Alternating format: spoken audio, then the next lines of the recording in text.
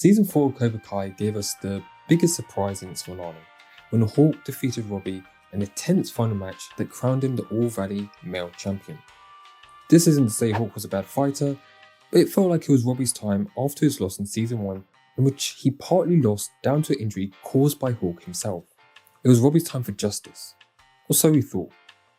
Additionally, at that point it was kind of agreed that Miguel and Robbie were the best, with the other male characters not having the skill to keep up, which is why Hawk's victory was a welcome surprise as it shook up the rankings again. Hawk had now joined the champions table that set the likes of Daniel, Johnny, and Miguel. That has to mean something, it has to. It was intriguing to think about where they could take Hawk after his victory. Could he now defeat Miguel? How good is he? With him learning both styles, would it turn him into the strongest fighter we've ever seen? Fast forward to Season 6. And it obviously hasn't gone in that direction. Where we're currently at, Hawk hasn't really fulfilled his potential, and in addition his glorious victory is starting to look more and more like a great mistake. In this video, we're going to look at how since Season 4, Cobra Kai has failed Hawk. We're the overall nerds, we cover various nerdy topics, so click that subscribe button for more Cobra Kai, Doctor Who, and countless other things we choose to talk about. Most importantly, comment down below your opinions of Hawk as a character, and where you want him to go with the rest of Season 6.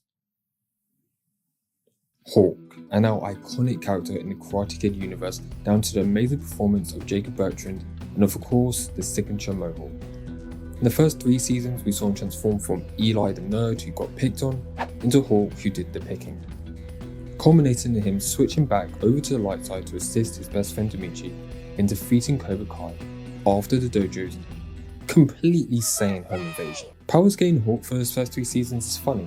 Reading present day comments after Season 6 Part 2 has come out, I saw a lot of Hawk nerf. He was on the same level as Robbie and Miguel.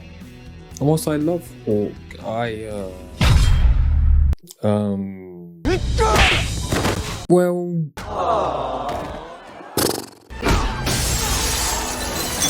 He's a bum! He's been a bum! He's been a bum since '86! Yeah. In all honesty, Hawk was always that cool looking character that has skills but lost all the time. But because he looked cool, you sort of let it go. If you watch Dragon Ball, he's a Piccolo. He looks cool as fuck. But he ain't winning no fights. Hawk was never on a Miguel level in those first few seasons, losing the majority of his big name fights, and even losing fights he was a favourite in.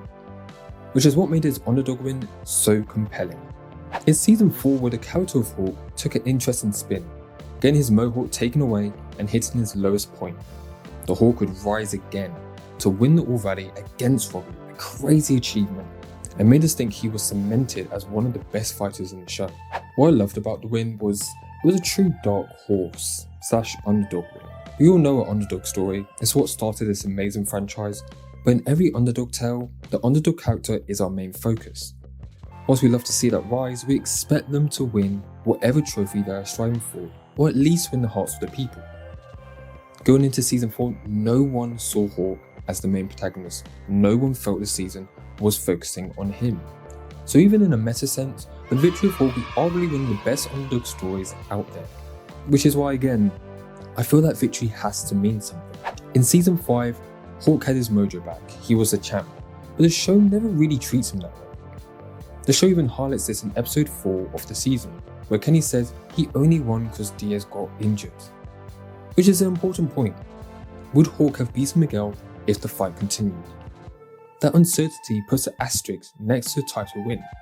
I personally believe Miguel wins, but if you're going to give Hawk the title, the series should go on to prove that Hawk won purely based off his own talents.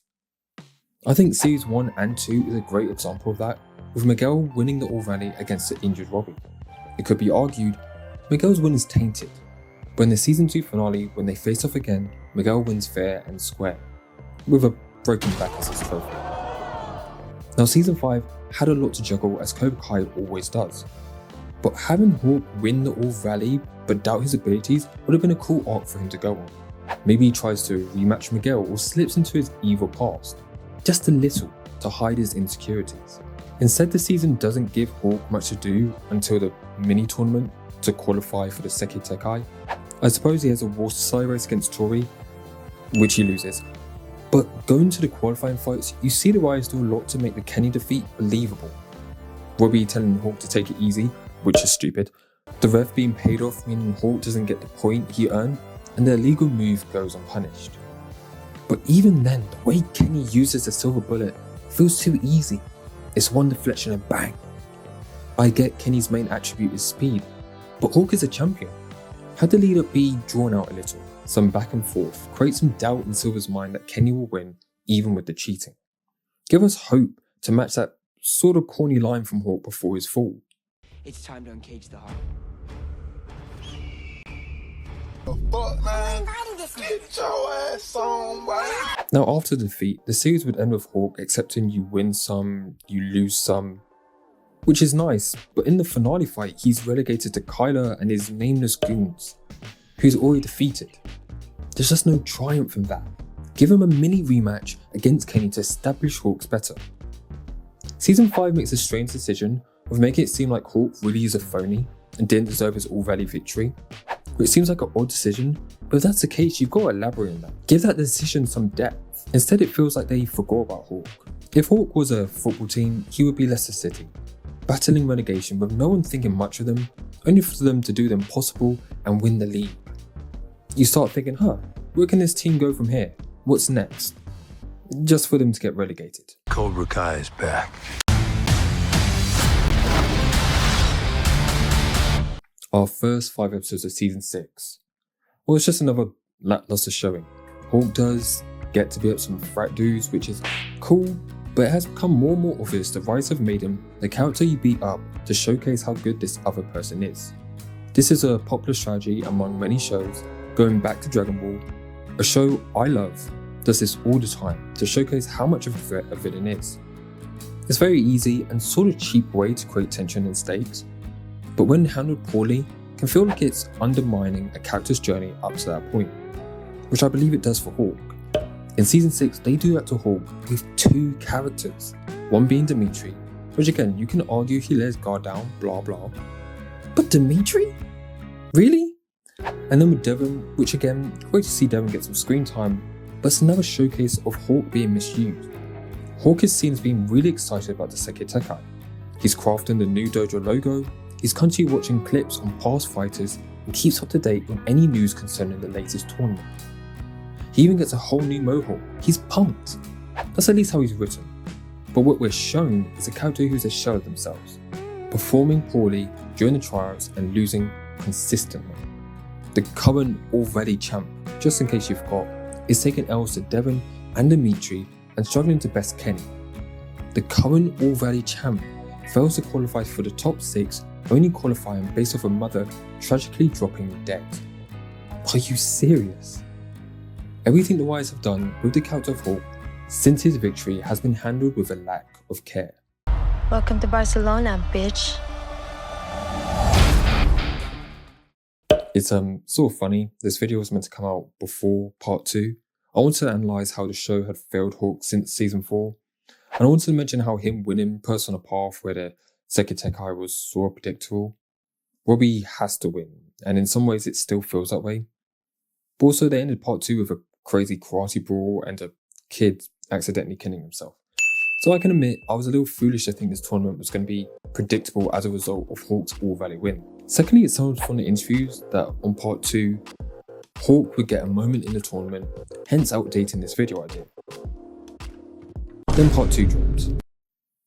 Hawk was ass. To be respectful, he wasn't Dimitri levels of ass, but he wasn't much better. After getting in on a technicality, you would think the character would have a point to prove, but he's sort of just there. This is probably down to the fact the show has way too many characters to care about, that all they could give Hawk was his Dimitri drama, but it's a shame that Hawk has truly become a one-win wonder. His win at the All-Valley was a blip, an anomaly. Just like Daniel v Johnny all those years back, 9 times out of 10, Robbie wins that fight. I doubt he gets much to do in part 3, as the fights will probably be dedicated to the captains, the ones that are still alive. It sucks, but as intended from the start, Hawk was never meant to be one of the best. The show gave him a fluke win and went on to fail him. His win in part 2 are cool collab fights and nothing more. You know, I truly believe there was a cool story for the writers to tell that they never capitalised on. But you know, maybe they'll save that for a spin-off. Just leave Dimitri out of it. But leave your thoughts below on if Hawk deserved better treatment from the show, or did he always fit expectations? Drop a like if you enjoyed and subscribe for more videos in the future.